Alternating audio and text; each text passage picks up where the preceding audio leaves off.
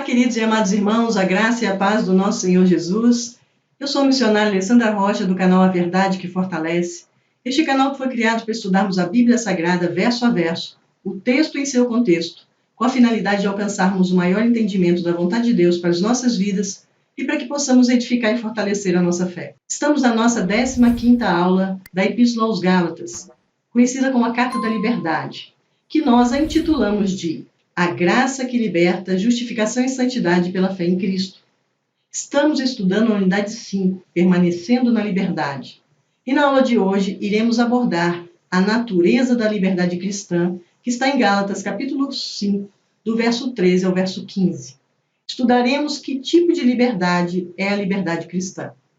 Em primeiro lugar, devemos entender que esta liberdade é a liberdade de consciência. De acordo com o Evangelho, nenhum homem é verdadeiramente livre até que Jesus Cristo o liberte do sentimento de culpa. E Paulo diz aos Gálatas que eles foram chamados para a liberdade.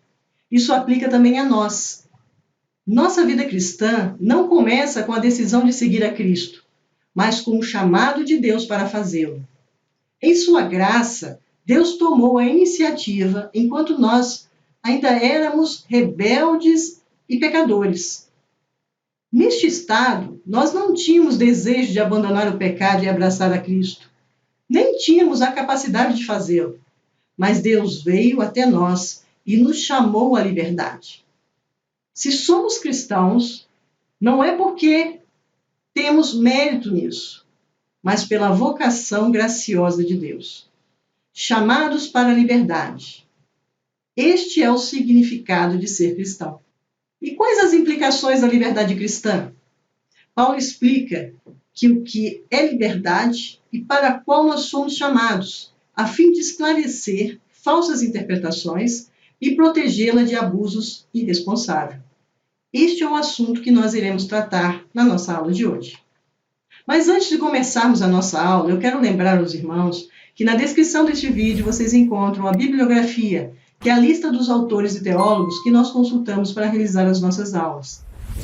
E também informar a vocês que perderam alguma de nossas aulas, não se preocupem. Vocês podem encontrar a lista de todas as aulas disponíveis do canal de uma forma rápida no YouTube, que é através da hashtag AVF Alessandra Rocha, tudo junto, entre aspas e em letra minúscula. E ainda quero pedir a vocês que participem das nossas aulas, deixem seus comentários, dúvidas e sugestões e divulguem também o nosso canal, para que juntos nós possamos evangelizar, transformar e fortalecer vidas com o estudo da Palavra de Deus.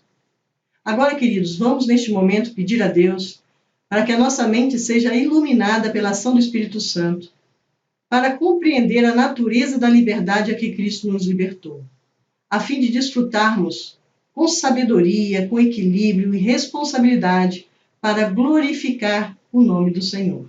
Que assim seja, em nome de Jesus. Amém.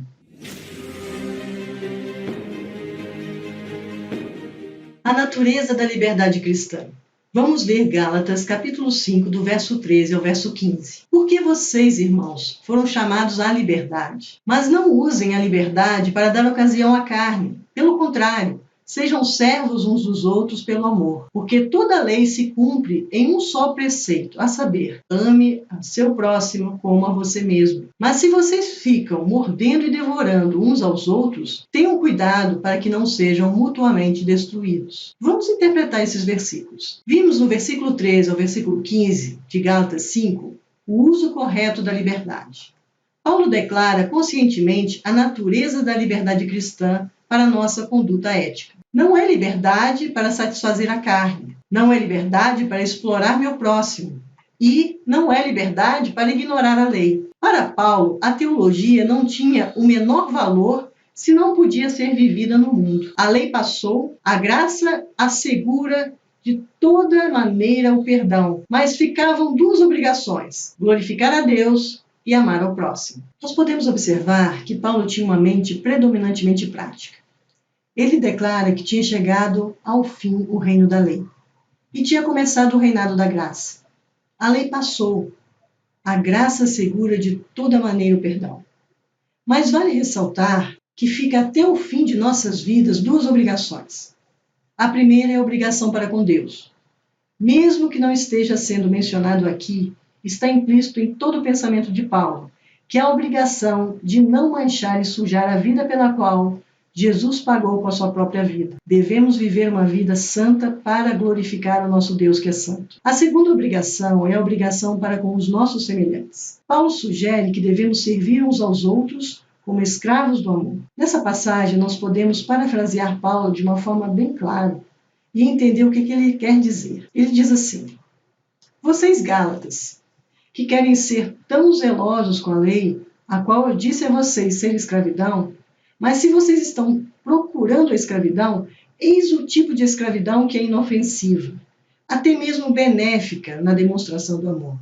Eu a recomendo. Sejam escravos uns dos outros na demonstração do amor. Vimos nesse trecho Paulo declarar concisamente a base para a doutrina ética. Ele está falando que a liberdade para a qual eles foram chamados não deveriam ser abusada como base de operações para a carne. Pelo contrário, eles tinham que servir uns aos outros como escravos do amor. A lei tem seu cumprimento em amar o próximo como amamos a nós mesmos. A liberdade tem essa índole, este caráter. Veja bem, por curiosidade, se nós compararmos essas características com as formas de governos existentes pelo mundo, nós diríamos que o cristianismo é a única verdadeira democracia viável. Porque num Estado cristão, cada um pensaria tanto em seus semelhantes como em si mesmo. Que maravilha não seria, né? Pois é, a liberdade, ela não é libertinagem pela simples e tremenda razão. Porque o cristão não foi feito para pecar, mas sim, pela graça de Deus, ele é livre para não pecar. O cristão é aquele que, pelo Espírito Santo, pelo Espírito de Cristo que habita nele, tem o seu eu que ama o seu próximo como a si mesmo. Isso só é possível para o cristão. Vejam, a liberdade não é para satisfazer o prazer da carne. Não deve ser usado como um pretexto para o pecado. A liberdade que desfrutamos, ela é irrestrita e ilimitada para aproximarmos de Deus como filhos amados que somos. Não é uma liberdade ilimitada para deixar os desejos egoístas humanos reinar. Uma liberdade desenfreada, uma liberdade escravizada. Como Jesus disse aos judeus em João capítulo 8, verso 34. Vamos dar uma olhada? Jesus respondeu: em verdade lhes digo, que todo aquele que comete pecado é escravo do pecado. Assim, nós podemos identificar muitos escravos deste tipo. Falam de amor livre e vida livre, mas na realidade são escravos de seus próprios apetites. Não conseguem controlá-los. Os cristãos verdadeiros são livres. Procuram viver no Espírito, recebendo a promessa de que, se viverem assim, jamais satisfarão os desejos da carne, mas produzirão o fruto do Espírito em suas vidas, culminando com o domínio próprio. Nós vamos ver o fruto do Espírito mais adiante em nossos estudos. Outro ponto que nós devemos entender é que a liberdade não é para explorar o nosso próximo. Não é uma liberdade sem amor, para satisfazer a minha vontade, sem respeitar o bem-estar do meu próximo, nem tampouco fazer a minha vontade para satisfazer a minha carne. A liberdade é para me aproximar de Deus sem medo. Não podemos usar o nosso próximo como se fosse uma coisa para nos servir.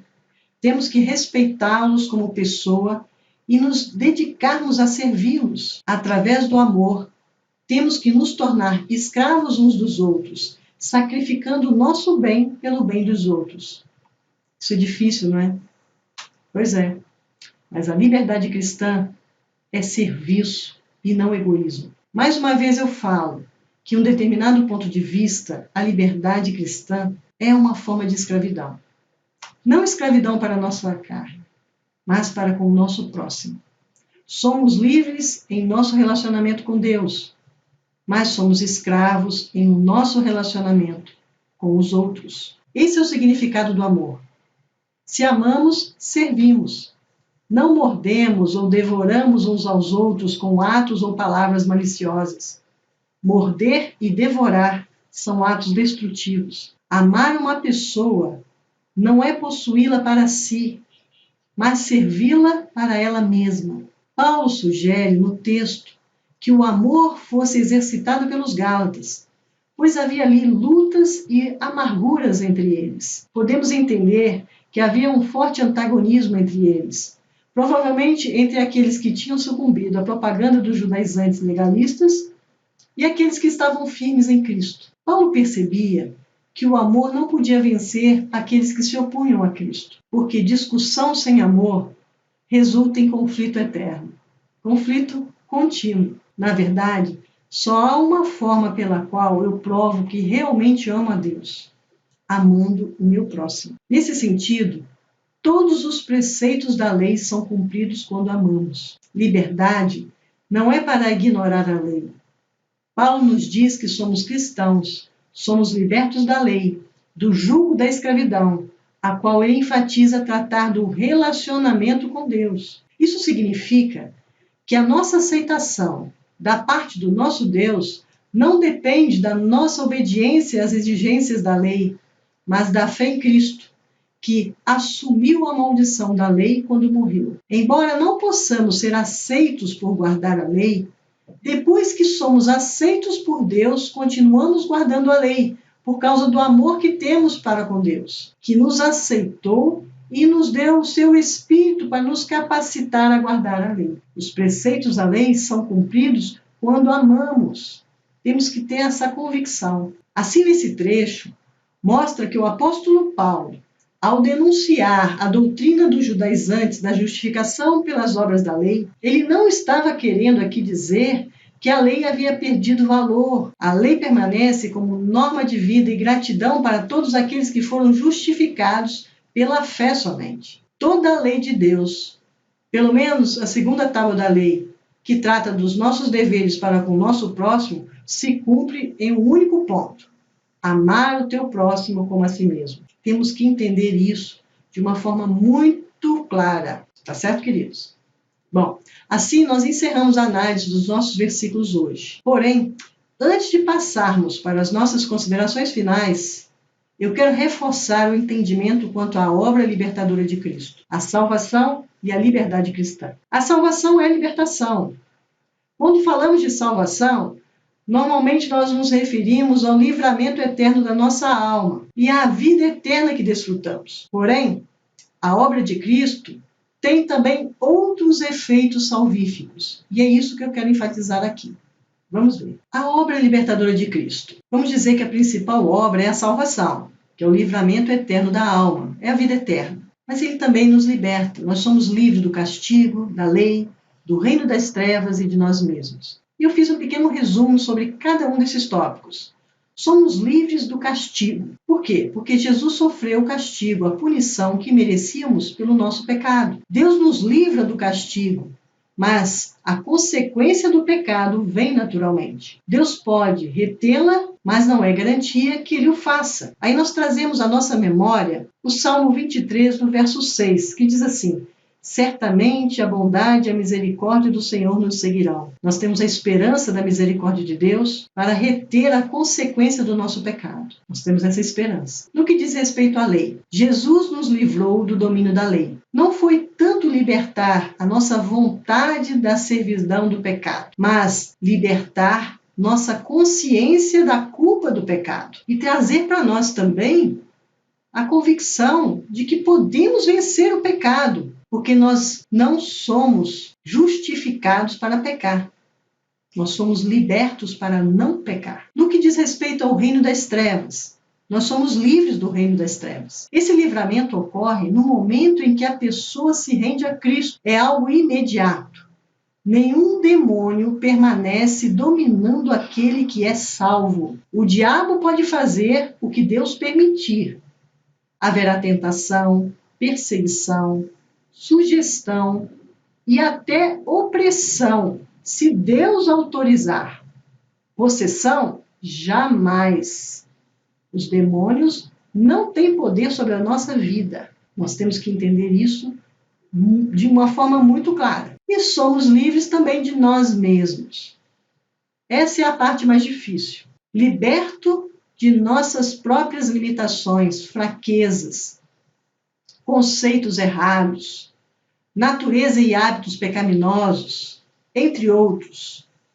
Passamos pelo processo de transformação dia a dia, santificação. É o desenvolvimento ou o desenrolar da salvação. Vai depender do conhecimento que adquirimos da palavra de Deus.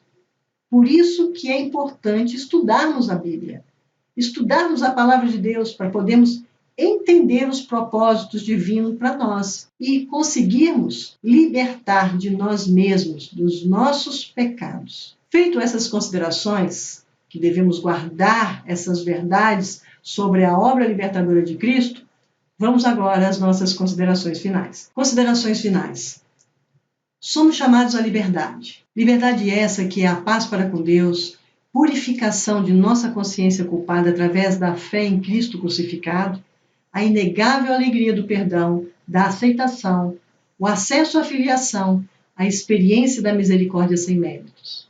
Essa é a liberdade. O cristão é livre em sua consciência e em suas ações. Para tudo que o amor de Deus e o ao próximo lhe permite, e é capacitado pelo Espírito Santo a resistir a tudo que o amor a Deus e ao próximo não lhe permite. Ele pode socorrer, perdoar, dizer a verdade ao seu próximo, não porque deseja parecer bom ou porque tem medo do castigo divino, mas porque em sua consciência o Espírito Santo lhe diz que essa é a boa, agradável e perfeita vontade de Deus. Como essa liberdade dos sistemas de mérito se expressa em nosso dever para conosco, para com o próximo e para com Deus? Não é liberdade para satisfazer a carne, mas para controlar a carne, domínio próprio. Não é liberdade para explorar o próximo, mas para servi-lo em amor. Não é liberdade para ignorar a lei, mas para cumpri-la em amor e gratidão a Deus. Assim, queridos, encerramos a nossa aula de hoje. Vamos orar? Senhor Deus, gracioso e generoso Pai, colocamos a nossa vida em Tua presença, suplicando que a liberdade do Evangelho esteja escrita na tábua do nosso coração, para que a nossa liberdade seja exercida dentro dos seus limites estabelecidos, porque é para o nosso próprio bem. Que essa liberdade seja viver na justiça e no poder do Espírito Santo. Nos ajuda, Senhor. Somos dependentes de Ti, necessitamos da Tua graça, que a nossa vida seja para a glória do Teu nome. Nós pedimos, nós suplicamos e Te agradecemos em nome de Jesus. Amém. Amém, queridos? Agora nós nos despedimos, agradecendo a vocês por participarem de mais uma aula conosco. E a Deus pela liberdade e oportunidade de estudarmos a palavra dele, que é a verdade que nos fortalece. Abraço a todos, até a próxima aula, se assim Deus nos permitir. Até lá.